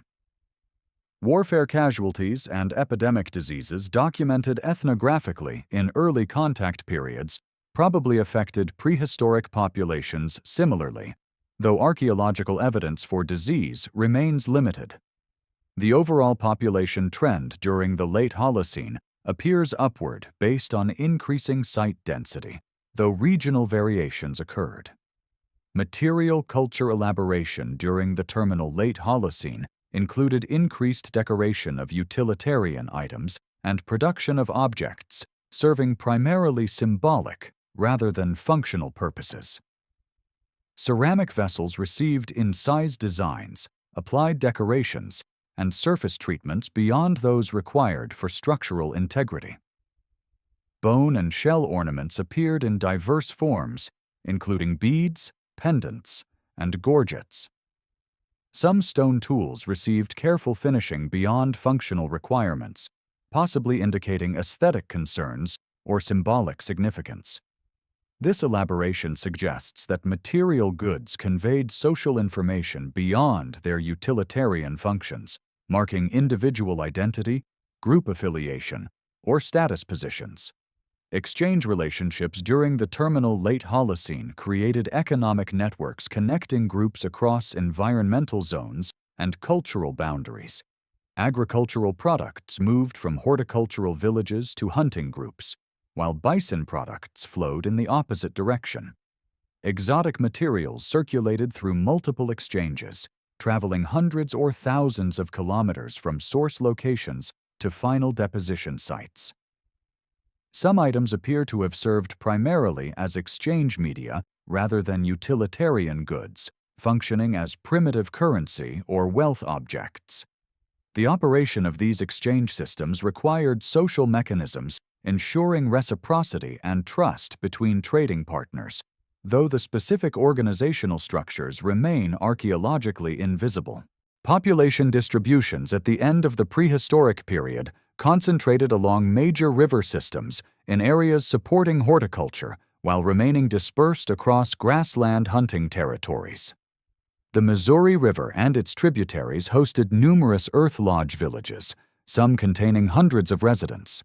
The Republican, Loup, and Platte rivers supported smaller village clusters interspersed with mobile hunting groups. The Arkansas River drainage in the southern plains witnessed less village development, with groups maintaining greater mobility and reduced reliance on cultivation. Population density gradients reflected carrying capacity variations, with river valleys supporting substantially more people per unit area than surrounding grasslands. Village spacing along river systems suggests territorial organization, with communities maintaining buffer zones between settlements. Archaeological surveys document gaps of several kilometers to tens of kilometers between village clusters, possibly representing boundaries recognized through social conventions or defended through military means. These spacing patterns may reflect resource requirements, with each village claiming hunting territories and agricultural land sufficient for subsistence needs. Alternatively, spacing could result from warfare considerations, with groups maintaining distances complicating surprise attacks while permitting mutual assistance against common threats. Horticultural productivity varied substantially depending on local environmental conditions and climatic fluctuations. River valley locations with reliable flooding and adequate growing season length produced consistent crop yields supporting dense populations. Areas with marginal conditions experienced frequent crop failures, requiring greater reliance on wild resources or stored surpluses. Groups inhabiting borderline agricultural zones sometimes abandoned cultivation during unfavorable climate intervals, reverting to mobile hunting adaptations until conditions improved. This flexibility in subsistence strategies demonstrates adaptive capacity to environmental variability. Bison hunting territories associated with horticultural villages extended considerable distances from residential locations, with hunting parties traveling for days to reach productive areas. Some groups established seasonal hunting camps in grassland zones, processing kills on site before transporting selected products to villages. The logistics of long-distance hunting required coordination between those remaining at villages to tend crops and those departing for hunts. This seasonal separation of community segments created social challenges while enabling exploitation of geographically separated resources. Mobile hunting groups maintained different organizational structures compared to village societies, with smaller social units and greater flexibility in composition. Bands formed and dissolved as families joined or separated based on resource availability and social preferences. Leadership remained informal, with respected individuals offering guidance without coercive authority. Decision-making processes emphasized consensus, with dissatisfied members freely departing to join other bands. This fluid social organization suited mobile lifestyles where groups needed to adjust size and composition, responding to local conditions. Material culture among mobile hunting groups emphasized portability and multifunctionality.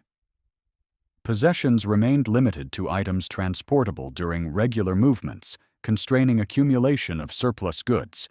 Tools served multiple purposes rather than specialized single functions, reducing total numbers required. Hide tipis provided adequate shelter while remaining lightweight enough for transport by dog travois, the only pack animal available before European horse introduction. This material simplicity reflected practical constraints rather than cultural preferences or poverty. Rock art production continued during the terminal prehistoric period, with some panels potentially dating to the centuries immediately preceding European contact. Motifs included representational images of bison, humans, and other animals alongside geometric designs and abstract symbols. Shield-bearing warrior figures appeared at some locations, possibly depicting military activities or ritual imagery. Handprints created by blowing pigment around hands pressed against rock faces occurred at numerous sites. The meanings of these images remain largely inaccessible without associated ethnographic information, though some researchers propose connections to vision quests or territorial markers. Astronomical knowledge among plains groups manifested through seasonal scheduling and possibly through landscape features aligned with celestial events. Some researchers argue that certain stone alignments functioned as solar calendars, marking solstices or equinoxes, though these interpretations remain controversial. The importance of celestial observations for scheduling agricultural activities and coordinating communal hunts suggests that astronomical knowledge existed regardless of whether permanent markers documented it. Ethnographic accounts from historic plains groups describe detailed celestial knowledge transmitted orally without requiring architectural observatories. Linguistic diversity across the prehistoric plains likely exceeded that documented historically, with numerous distinct languages and language families represented. Archaeological evidence cannot directly reveal linguistic patterns, though some researchers propose connections between material culture distributions and language boundaries. The correlation remains uncertain, as material culture traits and languages spread through different mechanisms and at different rates.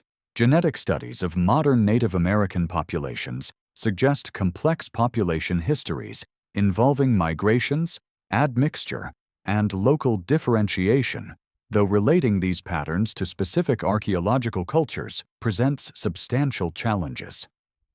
Spiritual beliefs and cosmological frameworks among prehistoric plains groups remain largely inaccessible through archaeological evidence alone.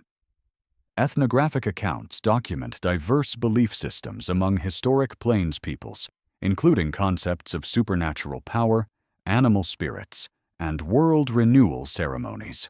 Whether similar beliefs existed prehistorically cannot be demonstrated from material remains, though basic features of hunting societies' worldviews likely showed cross-cultural similarities. The treatment of animal remains at kill sites and the deposition of unusual objects in caches suggest some symbolic dimensions to human-animal relationships and material culture use. Social networks extending beyond immediate communities created information exchange systems distributing knowledge about resource conditions, technological innovations, and social developments. Groups gathering at communal hunts or horticultural villages for trade shared information about distant areas and events. Marriage patterns, creating kinship connections between communities, facilitated information flow and mutual assistance during crises. These networks operated without centralized coordination or formal institutions, relying instead on personal relationships and cultural expectations of reciprocity and hospitality. Craft specialization among late Holocene plains groups remained limited compared to societies in adjacent regions practicing intensive agriculture. Most individuals possessed skills necessary for producing basic tools and equipment, though some persons achieved reputations for superior craftsmanship in specific domains. Exceptional stone knappers produced projectile points sought through exchange. Skilled hide workers created high-quality leather goods. Ceramic specialists in some villages manufactured vessels for community members lacking pottery-making expertise. This limited specialization reflects relatively simple technology, permitting widespread skill acquisition rather than complex production processes requiring lengthy apprenticeship. Food storage capacities determined population sizes supportable in permanent villages, with groups limited by their ability to accumulate winter provisions. Storage pit numbers and volumes at village sites suggest provisions sufficient for several months of reduced food procurement. Careful management of stored resources extended supplies through winter, with consumption rates adjusted to available quantities. Failed harvests or inadequate hunting success created food shortages requiring assistance from neighboring communities or temporary dispersal to reduce provisioning demands. The balance between population size and storage capacity constrained village growth and influenced settlement stability. Trade goods from distant sources appearing in terminal prehistoric contexts included materials ultimately derived from European sources, indicating indirect contact before direct encounters.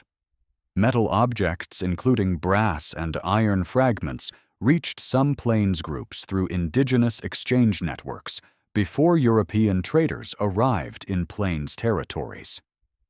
These exotic materials generated interest as novel substances with properties differing from traditional materials, though their quantities remained small and their impacts limited. The presence of European-derived goods demonstrates the extensiveness of indigenous trade networks and the rapidity with which novel items dispersed across the continent. Disease impacts on prehistoric plains populations remain largely invisible archaeologically, though epidemic diseases documented historically in early contact periods likely affected earlier populations as well. Indigenous diseases, including tuberculosis and various parasitic infections, appear in skeletal remains from prehistoric contexts. The population density increases associated with village formation created conditions favoring disease transmission compared to mobile lifestyles with smaller group sizes and regular camp movements. Malnutrition during food shortages increased susceptibility to infectious diseases, potentially causing mortality spikes during crisis periods. Contact between Plains groups and Europeans occurred initially through indirect mechanisms before face-to-face encounters took place. Spanish expeditions into the southern plains during the 16th century represented the earliest documented European presence, though their impacts remained geographically limited and temporally brief. French traders advancing westward from the Great Lakes region during the 17th century established exchange relationships with groups inhabiting the eastern margins of the plains. These early contacts introduced European goods, including metal tools, glass beads, and cloth into indigenous exchange networks, allowing materials to reach groups far from actual encounter zones. Horse introduction transformed plain societies beginning in the 17th century, spreading northward from Spanish colonial territories in the southwest. Groups acquiring horses gained military advantages over those lacking them and achieved greater mobility for bison hunting. The horse enabled transport of larger lodge covers, more possessions, and greater quantities of processed meat and hides. Hunting efficiency increased as mounted hunters pursued bison herds more effectively than pedestrian hunters. These advantages encouraged groups to abandon or reduce horticultural activities, reverting to mobile hunting lifestyles enhanced by equestrian technology. The archaeological visibility of this transition remains limited, as horse adoption occurred during periods with sparse or ambiguous material culture changes. Population estimates for the plains at European contact vary depending on methodologies and source interpretations. Some researchers propose total populations between 300,000 and 1 million individuals, while others suggest lower figures in the 100,000 to 300,000 range. These estimates derive from early European accounts, backward projections from later census data, and carrying capacity calculations based on subsistence strategies and environmental productivity. The uncertainty reflects both limitations in historical documentation and debates regarding depopulation rates following contact. Regional population densities differed substantially, with horticultural villages supporting concentrations far exceeding those in hunting territories. Disease epidemics followed European contact, devastating indigenous populations across the plains. Smallpox, measles, and other infectious diseases to which native populations lacked immunity spread through trade networks and direct contact, causing mortality rates sometimes exceeding 50% during individual epidemics. Multiple disease episodes occurred during the 17th and 18th centuries, progressively reducing populations and disrupting social organization. The timing and severity of specific epidemics varied regionally, with some areas experiencing catastrophic decline while others suffered less dramatic impacts. Archaeological evidence for these epidemics remains limited, as mass mortality events rarely leave distinctive signatures beyond demographic discontinuities. Village abandonments accelerated during the contact period, with previously occupied settlements depopulated through disease mortality, warfare intensification, and social disruption. Some villages relocated to more defensible positions as horse-mounted raiders increased threat levels. Others consolidated as survivors from multiple communities merged into single settlements. The archaeological record shows dramatic site abandonment clustering in the 17th and 18th centuries, though distinguishing disease impacts from other factors causing abandonment presents challenges. Documentary sources describe abandoned villages encountered by early European explorers, confirming archaeological patterns. Trade relationships transformed during the contact period as European goods became available through exchange. Metal tools, including knives, axes, and projectile points, replaced stone equivalents, offering superior durability and performance. Glass beads substituted for shell beads in ornamental applications, providing novel colors and standardized sizes. Cloth supplemented hide clothing, reducing labor requirements for garment production. Firearms gradually spread across the plains, though their military effectiveness remained limited compared to traditional weapons until technological improvements and ammunition availability increased. These material changes occurred rapidly once European trade networks reached plains groups, creating archaeological signatures marking the transition from prehistoric to historic periods. Warfare patterns shifted during the contact period in response to horse acquisition, firearm availability, and social disruptions caused by depopulation and territorial displacements. Horse-mounted raiding extended operational ranges and enabled rapid strikes against distant enemies. Competition for European trade goods and hunting territories intensified conflicts between groups. Population movements, as some societies expanded while others retreated, created territorial disputes. The scale and frequency of warfare apparently increased compared to prehistoric levels, though distinguishing actual intensification from improved documentary visibility remains difficult.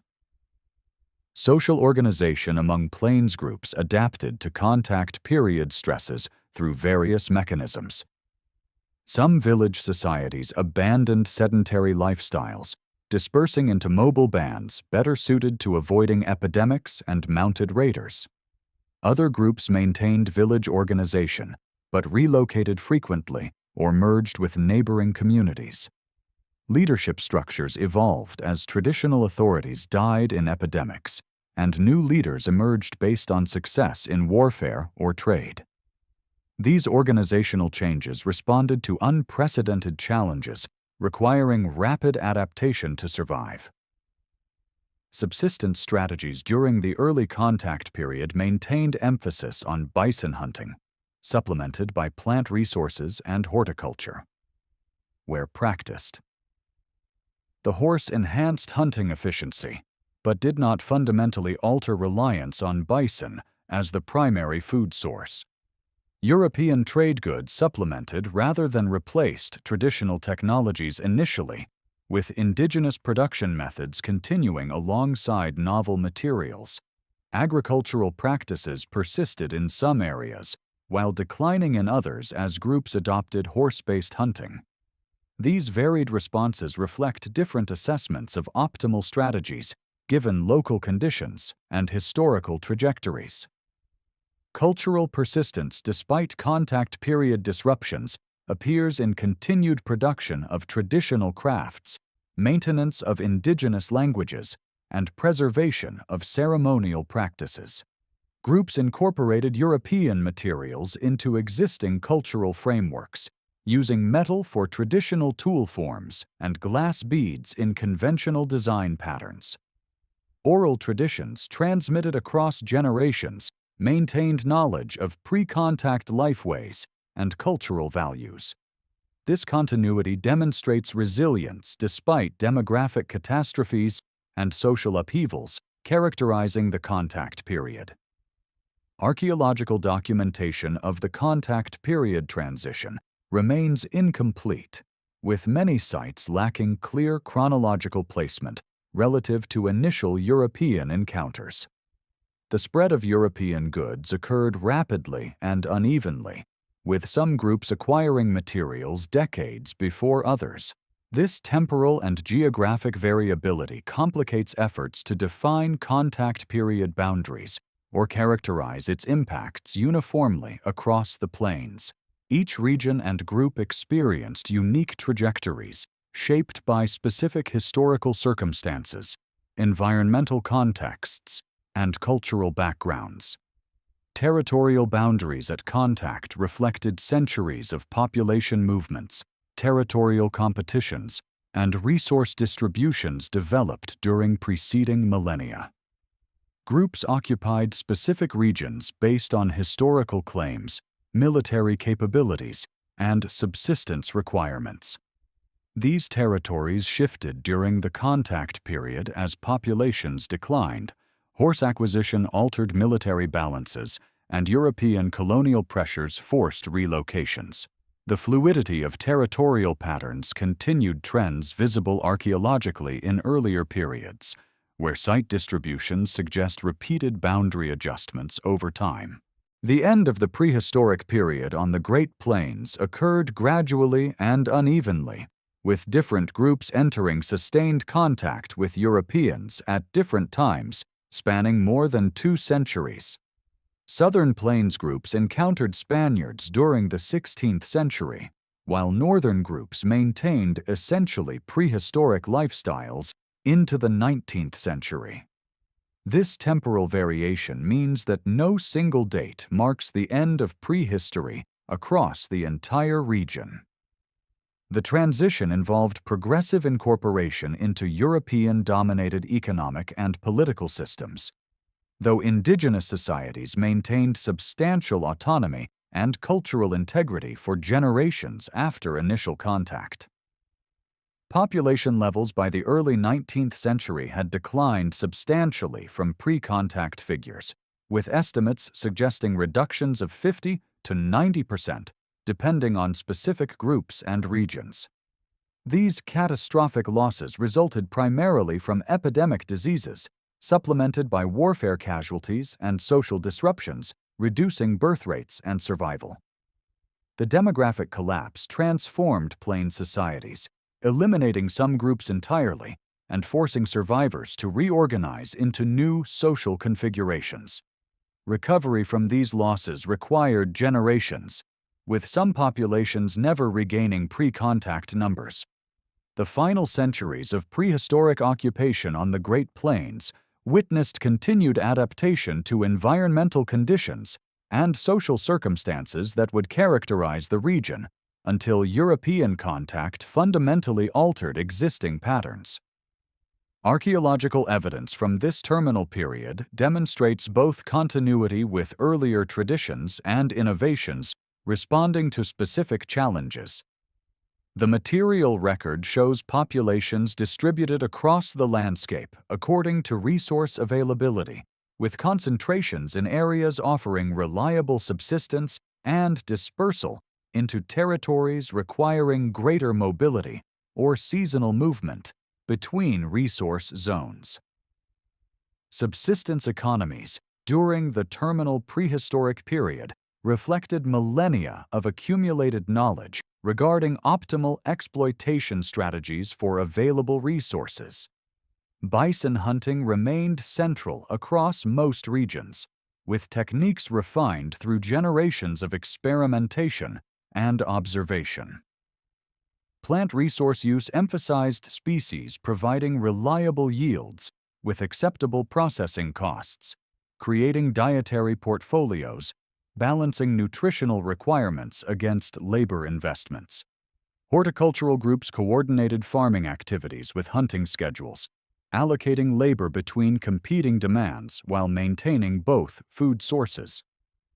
These integrated economies demonstrated sophisticated resource management adapted to specific environmental and social contexts. Settlement hierarchies in areas practicing horticulture included large villages serving as population centers alongside smaller hamlets and seasonal camps. The largest villages contained hundreds of residents and dozens of earth lodges, representing substantial investments in construction and maintenance. Smaller settlements housed extended families or portions of larger communities exploiting resources distant from main villages. Seasonal camps served hunting parties, plant collecting expeditions, or groups seeking temporary refuge from village crowding or social tensions. This settlement diversity enabled flexible responses to varying resource distributions and social needs. Hunting territories associated with villages extended outward from residential cores, creating zones where groups held recognized rights to exploit resources. The boundaries of these territories likely remained flexible rather than rigidly defined, with overlapping claims in some areas and negotiated access in others.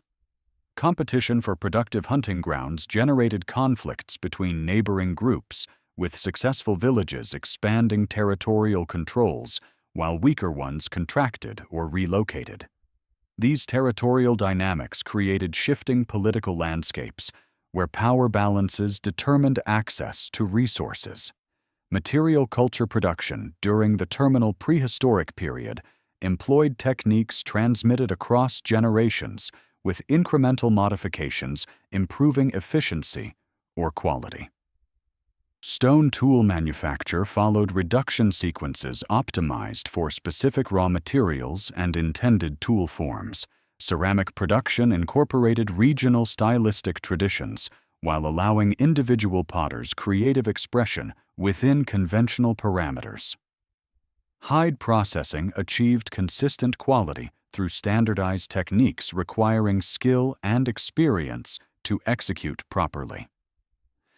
Bone tool production exploited diverse skeletal elements for specialized purposes, with toolmakers selecting appropriate materials for specific applications.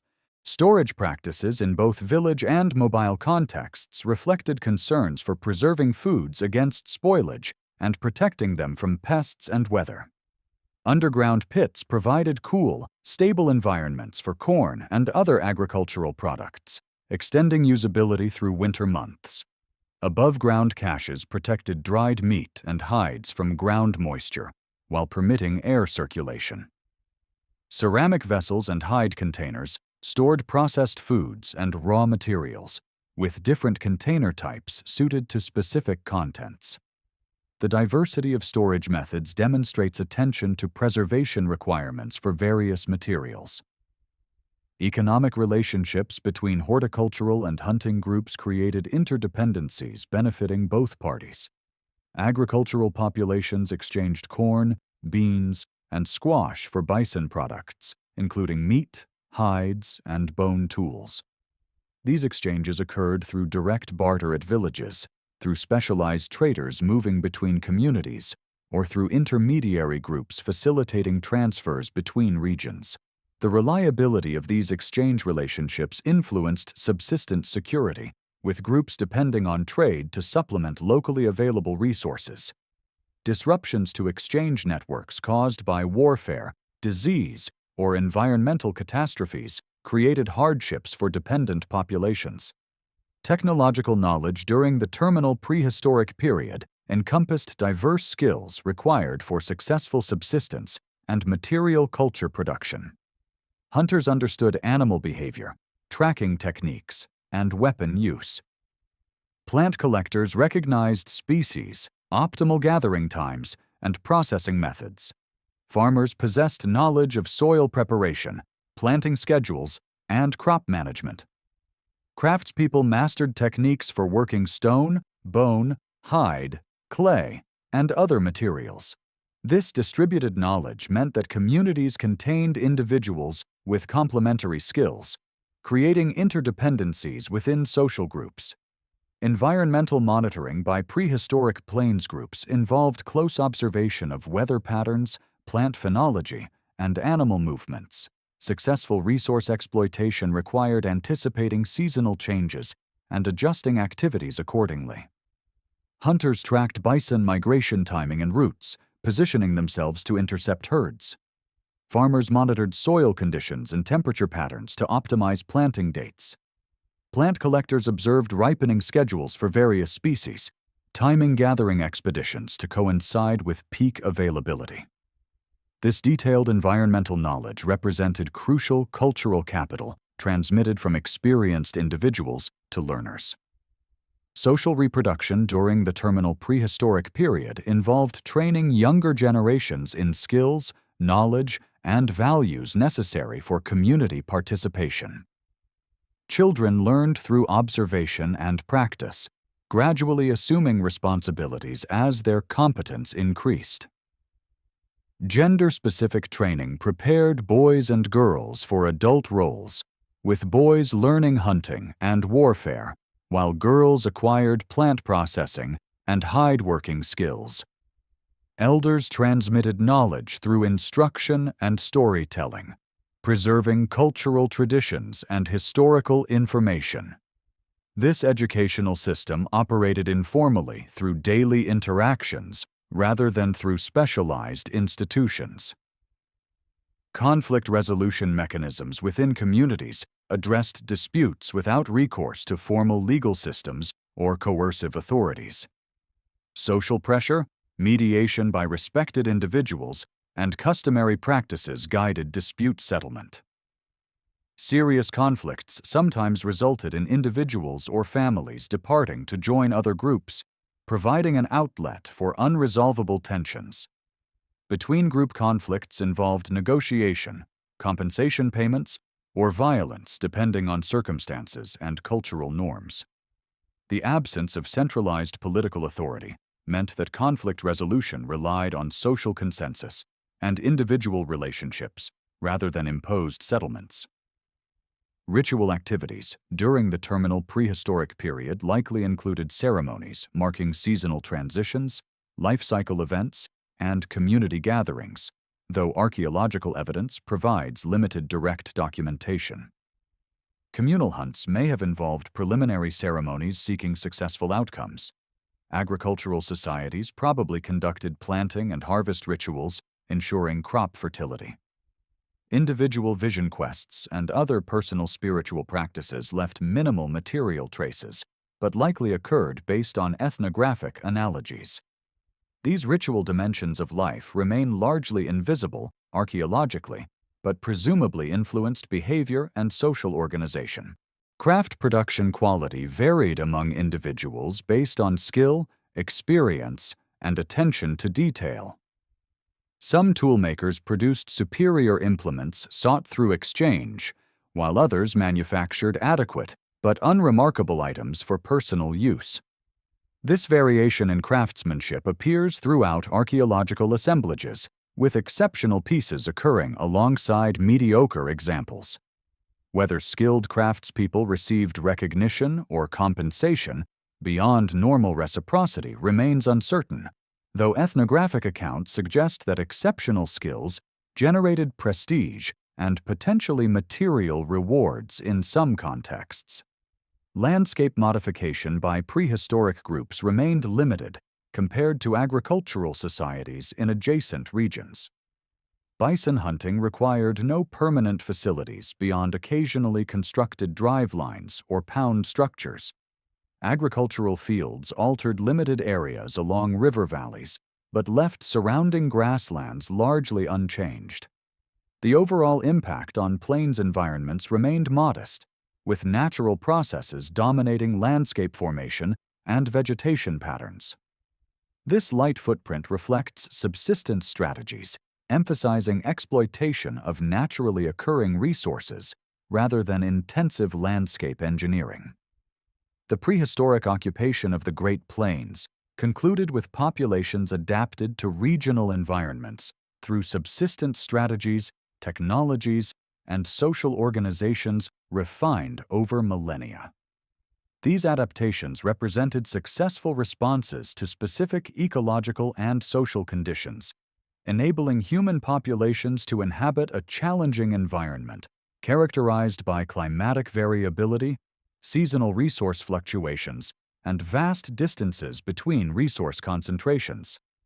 The knowledge systems, technological capabilities, and social structures developed during prehistoric times provided foundations for subsequent historical developments, though European contact introduced transformations fundamentally altering existing patterns.